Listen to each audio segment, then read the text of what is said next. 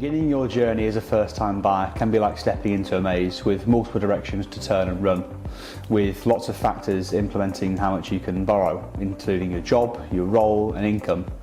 Here at Parkers we understand that it's quite a daunting process for first-time buyers, and that's why we have links with the Mortgage Advice Bureau to give advice to those buyers looking to get themselves onto the ladder. Today I'm joined by Lizzie Longmate, who with over 15 years experience is detailed to give us an understanding of the mortgage market and how we can help first-time buyers get onto the market. So Lizzie, thank you for joining us. The first question really, now given us the market conditions and rates changing so frequently, when is the best time to contact a mortgage advisor? As early as possible. So even if you're just thinking about it, don't even have a deposit together, just have that initial conversation with your advisor. To build up that relationship, have your trust and confidence in your broker, because you might not like them, you might want to switch to another broker. But also, if you don't know what you can afford, you don't know what you're aiming for. You don't know how much deposit is 10% or 5%. How much do I need to save? What are the fees involved? So as early as possible to get as much information as you can to find out what your situation is and how to move forward. Yeah, perfect. Well, I know also that there is a lot of schemes that may have been outdated now for first-time buyers, but is there any new schemes about that are helping for first-time buyers get onto that property ladder? Yeah, so the Help to Buy ISA you can no longer open. If you've got one, don't worry, you can still save into it, and I think it's November 2029 that you can still actually use it. But it has been replaced with a lifetime ISA, which effectively does the same kind of thing. So you can save up to, I think it's £4,000 per year, and the government will add a 25% bonus. There's still caveats on the maximum house price you can purchase for and other things. So again, your advisor will be able to give you all the criteria around it as well. There's also the First Homes scheme. So that one's a little bit more in depth, but if you're buying a new build, your developer can give you up to, or a minimum, of 30% off the value of the property. As you can imagine, there's lots of caveats and rules and criteria with that one. Again, your broker will know all about that. So if you're looking at new builds, that can be a great option.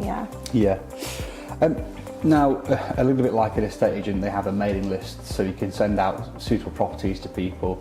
Do mortgage companies have that for kind of tailored mortgage requirements to send out new deals or new offers coming to the market? So if you're still looking, then as a first-time buyer, it's not really the appropriate step because your circumstances could change. Everything is tailored to the buyer and their personal circumstances, financial circumstances, so we can't just send out these are what the rates are now, because my job is to recommend what I think is the best rate. So if you've had your initial conversation and you've got an idea of what you can borrow and a rough idea of rates at that point, if you want an updated idea of what rates are, because it's been 3 or 4 months since you last looked, then get in touch with your broker and they'll always be able to give you the up-to-date information. But in terms of sending out just a blanket email for these, it's not suitable for the advice and the service that we offer. Yeah, and one other question is, I know there's a lot of talk on social media, the news, about kind of banks being flexible with their rates and building societies becoming a little bit more competitive.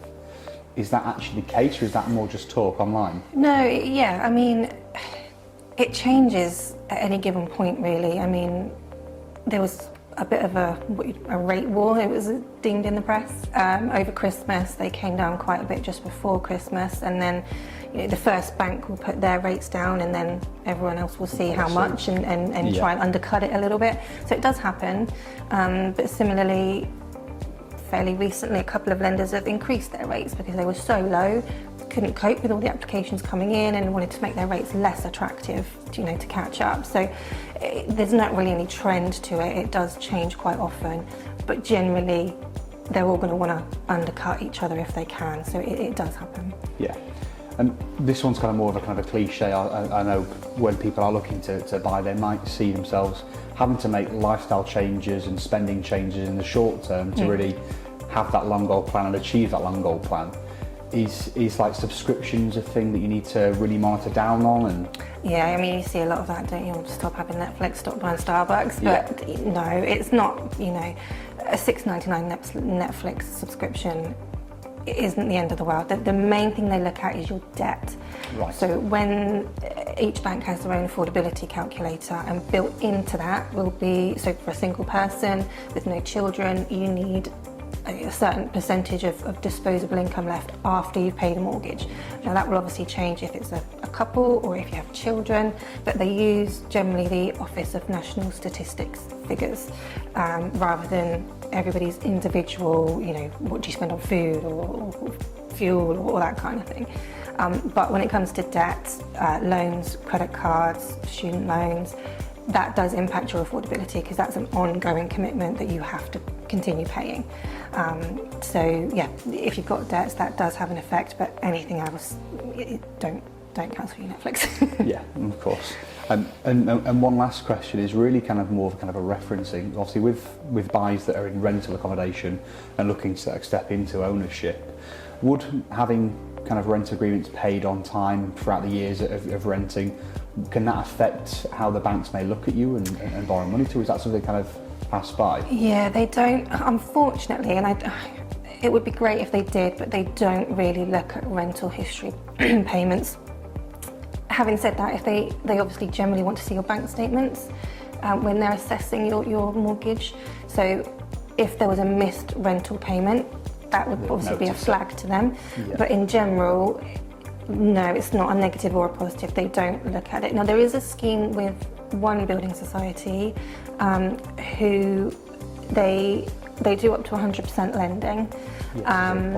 Yeah, and you have to be a renter to qualify for that. So in that instance, they will want to see that you've paid your rent on time, but that's because that's that specific scheme. Yeah. In general, they just ignore rent, unfortunately. Yeah, perfect. Well, thank you for joining us, Liz, and going through some points. No problem. If you are a buyer or first-time buyer looking to get into the mortgage market, please feel free to contact us or the Mortgage Advice Bureau on the details below, or feel free to pop into one of our offices nearby. Thank you.